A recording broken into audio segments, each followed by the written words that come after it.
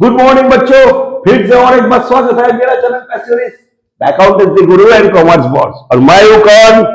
Dev, the navigator of your career पर।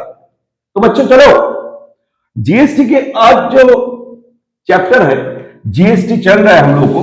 ये GST journal में जो इफेक्ट देते हैं, एक्चुअली जीएसटी बिजनेसमैन पाते हैं और बिजनेसमैन इनपुट पाते हैं और आउटपुट देते हैं। मतलब इसका इनपुट और आउटपुट एक अहम हिस्सा है, क्योंकि बिजनेसमैन कभी भी अपने अपने आप में वो जीएसटी का जो पैसा मिला है, एक्सेस पैसा, वो कभी दे नहीं सकते। एक एग्जांपल के तौर पर समझाता हूं। अगर परचेज तुमको हुआ है 1 लाख, तो मान के चलो इसको 30% तुम प्लस करके सेल करोगे, तो करीबन सेल करोगे 30% प्लस करके 1,30,000। अगर इसके ऊपर जीएसटी तुमको मिलता है 18%, अच्छा पकड़ के चलोगे 10% सुविधा के लिए 10% जीएसटी तुमने इनपुट मतलब तुमने दिया था। मतलब परचेस जब किए थे, इसको इनपुट कहा जाता है, इनपुट, और जब सेल होता है उसको आउटपुट कहा जाता है। तो इनपुट और आउटपुट का खत्म क्या है, खेल क्या है, और जब सेल करते हो तो 10% जीएसटी हिसाब करके लेते हो। ये बात सही है? सही है। तो इसमें तुमने एक्सपेंस किया 10,000 और तुमको मिला 13,000। तो 13,000 मतलब 3,000 एक्सेस कितना है? एक्सेस तुम्हारे पास कितना है? 3,000 सरप्लस। ये तुमको बैंक में पेमेंट करना पड़ेगा। इसको मैचिंग किया जाता है बोल के बैंक में तुमको दे देना है, तुम्हारे पास कभी भी नहीं रखना है। ये इनपुट और आउटपुट का खेल है बच्चों। परचेज जब करते हो इनपुट देते हो, सेल जब करते हो आउटपुट लेते हो।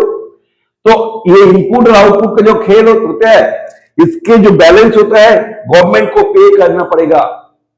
एक्चुअली देखा जाए तो जीएसटी बिजनेसमैन का कोई लॉस नहीं करता, क्योंकि बिजनेसमैन जो भी जीएसटी पेमेंट करता है उसके बदले जीएसटी मिल भी उसको जाता है सेल के हिसाब से।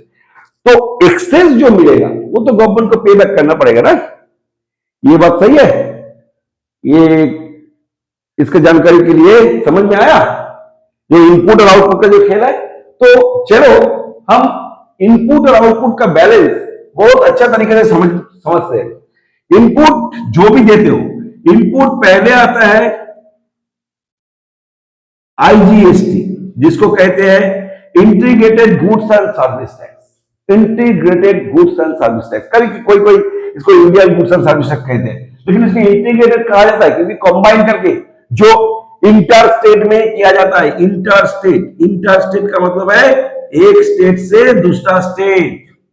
इंटर स्टेट का मतलब है one state to another state, वो परचेस हो या सेल हो, अनदर स्टेट। इसको समझ लो।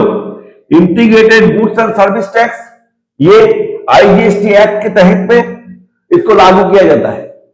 ये इनपुट भी पाते हो, और इसके बाद CGST, central goods and service tax, जो इंट्रा स्टेट में कहा जाता है। इंट्रा स्टेट मतलब स्टेट के अंदर, इनर स्टेट मतलब स्टेट के अंदर जो भी होता है उसको इंट्रा स्टेट कहते हैं। सीजीएसटी और एसजीएसटी ये दोनों लागू होता है, ये भी इंट्रा स्टेट, ये भी इनर स्टेट इसको कहा जाता है। तो सीजीएसटी और एसजीएसटी इसको डिवाइड कर लिया जाता है। मानो कि एट द रेट ऑफ 18% अगर आईजीएसटी है तो ये होगा एट द रेट ऑफ 9%, ये होगा एट द रेट ऑफ 9%। तो कुल मिलाकर 18% हुआ है। देखा ना, 18% हुआ है। समझ में आया? तो इनपुट भी तुमको ऐसे देना पड़ेगा, आउटपुट को लेना पड़ेगा। आउटपुट भी ऐसे है, आउटपुट में भी तुमको आईजीएसटी, सीजीएसटी, एसजीएसटी कुल मिला के सब कुछ मिलते हैं।